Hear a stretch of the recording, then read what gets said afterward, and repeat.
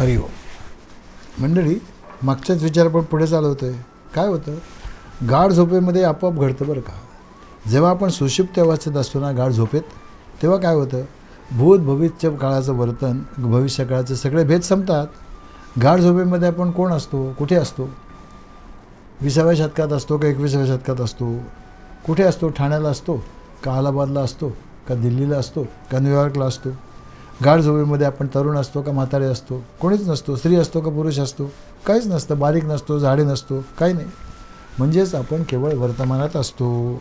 आणि म्हणूनच गाढ झोपेत असताना आपल्याला आनंदाची प्राप्ती होते, अनुभव येतो. आणि ते उठल्यावर सुद्धा जाणवत राहतं की काही वेळपर्यंत. हे खरंच आहे. मग काय करायचं, कायम झोपून राहायचं? नक्कीच नाही. भगवंत सांगतायत, हाच अनुभव जागृत अवस्थेत मिळवण्यासाठी काय करावं लागतं, इति मत्वा न सज्जते. कुठेही कुठल्याही प्रकारची आसक्ती नको. पण आसक्तीचा त्याग म्हणजे वस्तूंचा त्याग नाही. नाही तर मग मी हे सोडलं ते सोडलं, हाच अहंकार परत जागृत होतो. ते खरं सोडणंच नाही ना.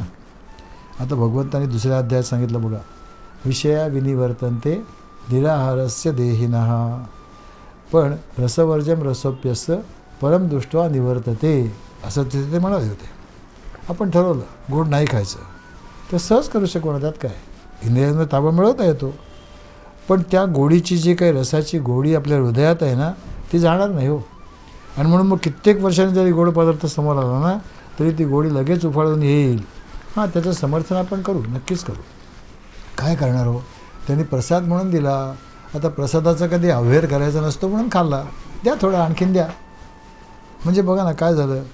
आसक्तीचा त्याग म्हणजे वस्तू किंवा व्यक्तीचा त्याग नाही, निश्चितच नाही. वस्तू व्यक्तीबद्दल जो रस आहे ना आमच्या मनामध्ये, आमच्या हृदयात, तो गेला पाहिजे. आणि तो गेला की मग ती वस्तू किंवा व्यक्ती असली काय नसली काय, काही फरकच नाही पडत. काही फरकच नाही पडत. हे खरंच आहे. कारण आसक्ती नाही आणि द्वेषही नाही, म्हणजे मग समत्वाची सिद्धी झाली असं समजावं. ह्यात काही संशयच नाही. पण रस केव्हा जाईल, भगवंत सांगतात परम दृष्ट्वा. त्याच्यापेक्षा श्रेष्ठ असा काहीतरी रस प्राप्त झाला पाहिजे. भगवंताच्या भक्तीचा रस प्राप्त झाला पाहिजे. भगवंत सांगतायत की ती मत्वा न सज्जते. म्हणजे मग अशी व्यक्ती या 3 गुणांचा त्याग नाही करत, त्याच्या पलीकडे जाते, उडम जाते. 3 गुणांच्या पलीकडे जाणं म्हणजे नक्की काय हो, कोणत्याही गुणाचा प्रभाव स्वतःवर न ठेवणं. प्रभाव न होणं म्हणजे काय, जसा अग्नीवर उष्णतेचा परिणाम होत नाही. का बरं, उष्णतेने काय अग्नी जळून जात नाही. नक्कीच. जसा पाण्यावर समुद्राचा प्रभाव नाही होत, कारण समुद्र सगळ्या वस्तू बुडवू शकतो. पाणी बुडवू शकतो का, पाणी कधी समुद्रात बुडत नाही. कारण काय असतं, अग्नीवर उष्णतेचा किंवा पाण्यावर समुद्राचा काही त्याच्या असण्या नसण्यावर त्यांचं अस्तित्व अवलंबूनच नसतं, काहीच नाही. अग्नीचं किंवा पाण्याचं अस्तित्व त्या सगळ्यांच्या पलीकडचं आहे. गुणागुणेषु वर्तन्त इति मत्वा न सज्जते. आता ही आहे ज्ञानाची पराकाष्ठा बरं का. जो असा होतो तो कसा होतो बरं, पाण्यासारखा. पाणी कसं आहे बघा ना, पाणी कोणत्याही आकारात अगदी आरामात राहतं, त्यात काही फरक नाही पडत.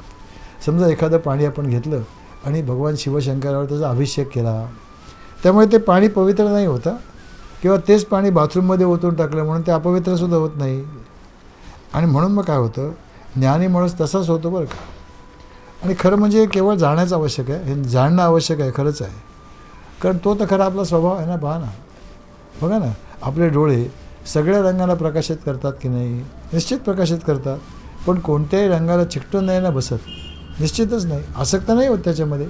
आणि म्हणूनच ते काय करतात, सर्व रंगरूप आपल्याला अगदी अलिप्तपणे प्रकाशित करू शकतात. हे खरंच आहे. समजा आपले डोळे एखाद्या रंगाला चिकटले असते, पिवळ्याच्या रंगाला चिकटले असते, तर काय झालं असतं, सर्व पिवळंच दिसलं असतं किंवा काळी झाली असती. हे नक्कीच आहे. आणि सगळ्या इंद्रियांच्या बाबतीत हेच घडतं बरं का.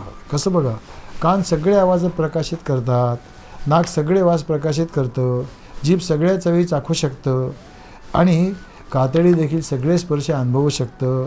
कारण ते कशामध्ये आसक्त होत नाही. आणखीन थोडे पुढे चला, आपल्या मनात चांगले विचार येतात, हे नक्कीच आहे. पण तसेच वाईट विचार पण येतात की, हेच इतकंच खरं आहे. आणि मन कुठल्याच विचाराला चिकटत नाही हो, हे नक्कीच तसंच आहे. तसेच आपली बुद्धी, आपल्या बुद्धीमध्ये आणि त्याच्यापुढे चैतन्य असतं, चैतन्यामध्ये सुद्धा खरे स्वरूप आहे हो. त्यामुळे ते काय होतं, ते कुणाशी आसक्त नाहीच आहे ना. जागृत अवस्था येते आणि जाते, स्वप्न अवस्था येते आणि जाते, सुषुप्ती म्हणजे गाढ झोप येते आणि जाते. पण आपलं जे स्वरूप आहे ते कसं असतं? निर्विकार आहे, शांत राहतं, आसक्तीरहित स्वतंत्र अस्तित्व आहे होते. आणि हे अगदी खरंच तेच त्याचं आपलं खरं स्वरूप आहे ना, त्यात काय शंका आहे. आणि म्हणून भगवंत म्हणत आहेत, तत्त्ववित्तु महाबाहो गुणकर्म विभागयो हो गुणागुणेषु वर्तंत इति मत्वा न सज्जते. काय तत्व होय? तत्व असं आहे की या 3 गुणांना आधार देणारा मी कोणत्याही गुणाने आसक्त होत नाही. जसं उसाला कधी डायबिटीस होत नाही, हे नक्कीच आहे. का बरं? मी जाणतो गुणागुणेषु वर्तंत. आता गुण कुठे येतात? प्रकृतीच्या क्षेत्रामध्ये. आता जिथे प्रकृती आहे तिथे विकृती तर स्वाभाविकच आहे. आणि जिथे विकृती आहे ना तिथे संस्कृतीची म्हणजे करेक्शनची गरज पण आहे ना, त्यात काही शंकाच नाही. पण मी खरा कोण आहे? मी या प्रकृतीचा स्वामी आहे. म्हणून त्या जे 3 गुण आहेत त्यांचं वर्तन चालू आहे, ठीक आहे, त्यांच्याशी माझा काय संबंध आहे? असा तत्ववेस माणूस जगातल्या विषयामध्ये आसक्त नाही होत, विषयांच्या भोगामध्ये आसक्त होत नाही, भोगाचे जी उपकरणं आहेत त्याच्यामध्ये आसक्त होत नाही. कारण सर्व अनुभव केवळ गुणागुणेषु वर्तन्ते म्हणजे प्रकृतीच्या क्षेत्रातच येत असतात. म्हणून त्याच्यामध्ये विकृती आणि संस्कृतीची आवश्यकता आहे. पण मी कोण आहे? मी प्रकृतीही नाही, विकृतीही नाही आणि संस्कृतीही नाही.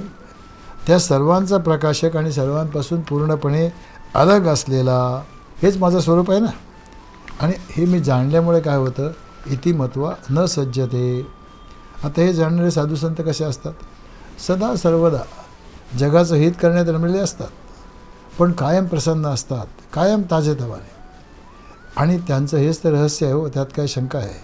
आता बघा ना, भगवंत पुढच्या श्लोकात या ज्ञानी लोकांनी जगात कसं वागावं आणि कसं वागू नये त्याचं मार्गदर्शन करत आहेत. हा मंडळी श्लोक आहे 29वा.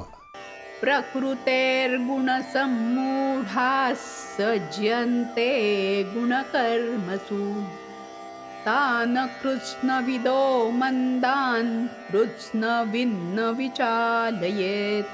भौतिक प्रकृतीच्या गुणांनी मोहित झाल्यामुळे अज्ञानी लोक भौतिक कर्मात पूर्णपणे मग्न होतात आणि आसक्त होतात. पण असं कर्म करणाऱ्यांकडे ज्ञानाचा अभाव असल्यामुळं त्यांचं कर्म जरी कनिष्ठ असलं तरी ज्ञानीजनांनी त्यांना विचलित करू नये. प्रकृती हे गुणसम्मूढ म्हणजे प्रकृतीच्या गुणांनी अत्यंत प्रभावित झालेली माणसं. गुणकर्मसु सज्जनते गुणामध्ये आणि त्याच्या कर्मामध्ये आसक्त होतात. आणि अशा अकृष्णविद मंदान म्हणजे अशा तऱ्हेने पूर्णपणे अज्ञानी किंवा मंदबुद्धीच्या माणसांना तान कृष्णविद ज्यांनी संपूर्ण जाणलं आहे अशा माणसांनी काय करावं? न विचारलेत विचलित करू नये असं भगवंत सांगत आहेत. त्यांचा बुद्धिभेद करू नये. आता तान मंदान म्हणजे कसे आहेत? मंदबुद्धी आहेत.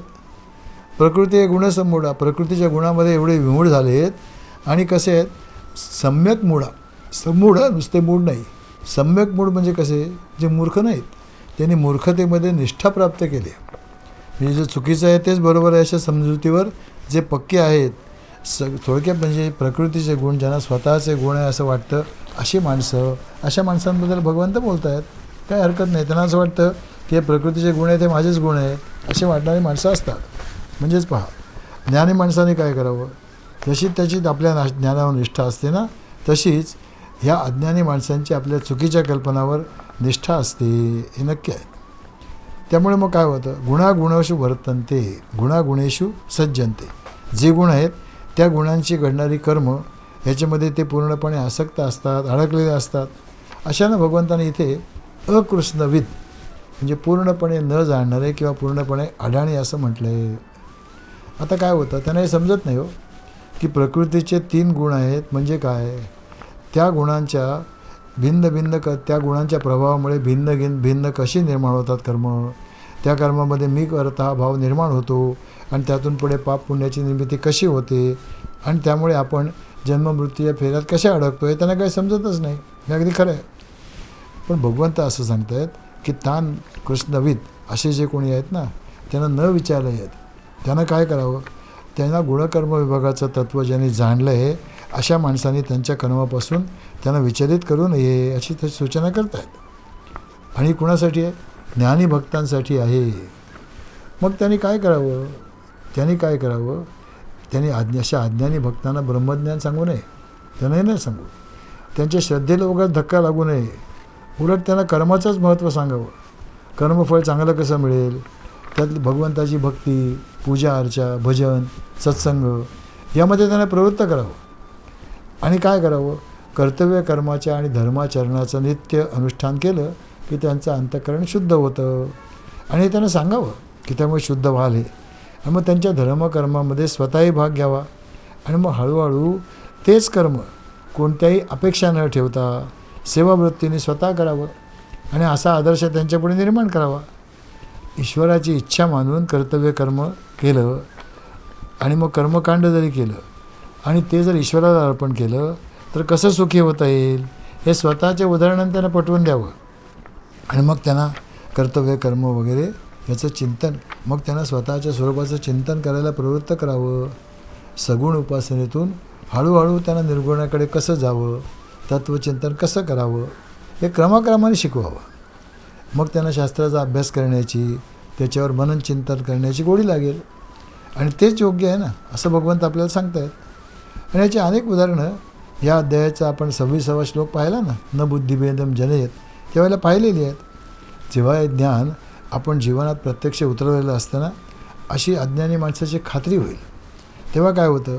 तेव्हा हे अज्ञानी आणि आपलं ज्ञान जर पुस्तकी असेल तर केवळ अनुभूतीची जर जोड नसेल, त्या ज्ञानाचा आपण स्वतः अनुभव घेतलेला नसेल तर आपला प्रभाव इतरांच्यावर पडणं शक्य नाही. त्यासाठी काय असतं? बोले तैसा चाले अशी वृत्ती असावी लागते.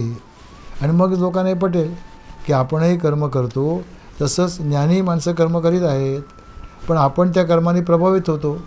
ज्ञानी माणूस मात्र त्या कर्माने प्रभावित होत नाही. आणि मग काय होईल? मग आपणही त्याच मार्गाचं अनुसरण केलं पाहिजे असं त्यांना वाटेल आणि ते आपोआप अनुसरण करायला लागतील. आता याच्या पुढचा जो श्लोक आहे ना 30वा, तो कर्मसिद्धांताचा मुख्य आधार आहे बरं का, फाउंडेशन आहे. तो आता आपण नीट समजावून घेऊ म्हणजे हा सिद्धांत योग्य पद्धतीने आपल्याला समजेल. आता आपण 30व्या श्लोकाकडे वळूया. मयि सर्वाणि कर्माणि सन्न्यस्याध्यात्मचेतसा निराशीर्निर्ममो भूत्वा युध्यस्व विगतज्वरः.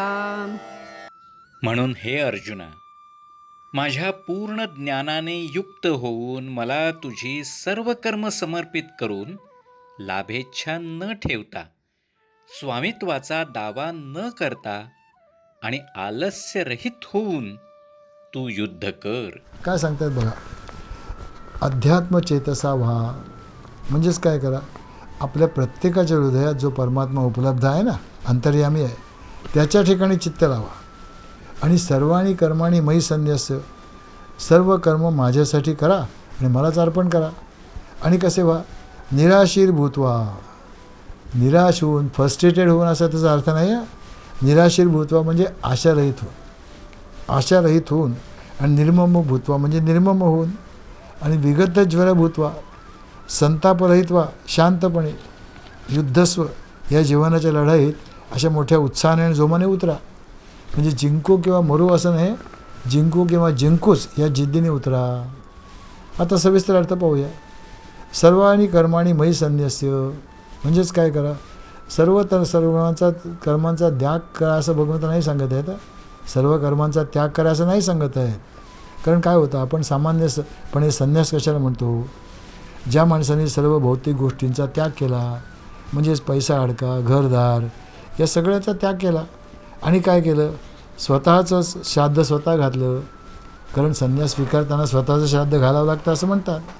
त्यांनी काय केलं? रोजचे कपडे टाकून दिले, भगवी वस्त्र धारण केली, मुंडन केलं आणि एका जागी 3-4 दिवसापेक्षा अधिक न राहता सतत भ्रमण करीत जो राहतो त्याला आपण संन्यासी असं म्हणतो. त्यांनी संन्यास स्वीकारला असं म्हणतो. भगवंत इथे अशा संन्यासाबद्दल नाही बोलत आहेत, लक्षात ठेवा. ते म्हणत आहेत सर्व कर्मांचा त्याग नका करू असं नाही सांगत आपल्याला. ते संन्यासचा अर्थ त्यांच्या दृष्टीने सम्यक न्यासा हा, आणि तो बरोबर अर्थ आहे.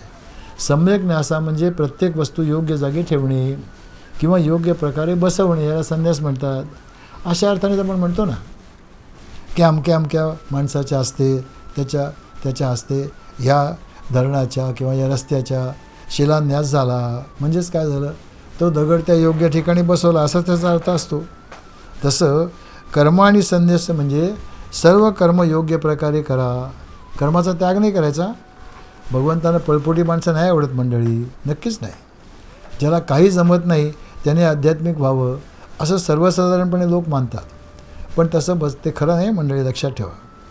विश्वाच्या या रोजच्या लढाईत, जीवनाच्या लढाईत जो अयशस्वी होता ना, तो आध्यात्मिक क्षेत्रातही फारशी प्रगती नाही करू शकत. उपनिषदामध्ये हा विचार येतो, नायम आत्मा बलहीने लभ्या, की बलहीन माणसाला, भित्र्या माणसाला आत्मज्ञान नाही प्राप्त करता येत. हे नक्कीच आहे.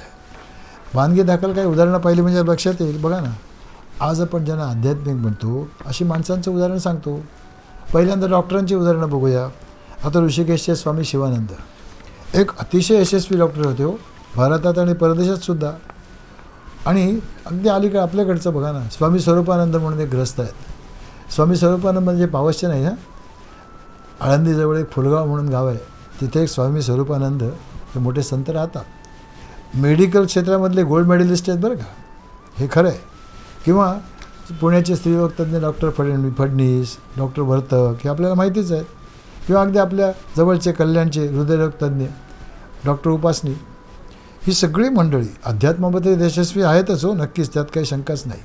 पण त्यांचं त्या क्षेत्रातही ते यशस्वी आहेतच की. आता डॉक्टरची उदाहरणं कशाला, उद्योगपतींची बघा ना, अरविंद मोफतलाल एवढे मोठे उद्योगपती, पण तरीसुद्धा आध्यात्मिक क्षेत्रात प्रगती फार मोठी. केवढे दानशूर आहेत बघा ना. हे चाफळचं राम मंदिर त्याने स्वतःच्या खर्चाने बांधलं आहे. किंवा आता आपण येतं गीता प्रेसची पुस्तकं वाचतो, स्वस्तात स्वस्त गीता आपल्याला मिळते गीता प्रेसमधून. या गीता प्रेसचे जयदयाल गोवेदंका म्हणून आहेत, मोठे उद्योगपती, पण त्यांनी कोट्यवधी रुपयाची देणगी केवळ गीता प्रसारासाठी दिलेली आहे. किंवा दुसरी उदाहरणं बघा ना, अतिशय यशस्वी प्राध्यापक कोण, आपले विद्यावाचस्पती शंकरराव अभ्यंकर आहेत की नाही. किंवा चाळीसगावाजवळ एक स्वामी होते बरं का, प्रणवानंद, हल्ली नाही आहेत तिथे ते, पण पूर्वी चाळीसगावाजवळ एक देवीचं स्थान आहे, तिथे राहायचे. IIT मधला माणूस हा, IIT फार मोठं MTech केलेला, खूप मोठं प्रावीण्य मिळवलेलं. आता ही उदाहरणं मला माहिती आहेत म्हणून सांगितली, याच्यापेक्षा अधिकही उदाहरणं असतील, हे खरंच आहे हो. त्यामुळे काय होतं की जो अयशस्वी झाले जीवनात तोच यशस्वी होता असं बिलकुल नाही. आणि भगवंतांचं तसं म्हणणंही नाही. याच्यावर अजून बराच विचार करायचा आहे, तो आपण अर्थातच पुढच्या प्रवचनात करूया. हरिओम.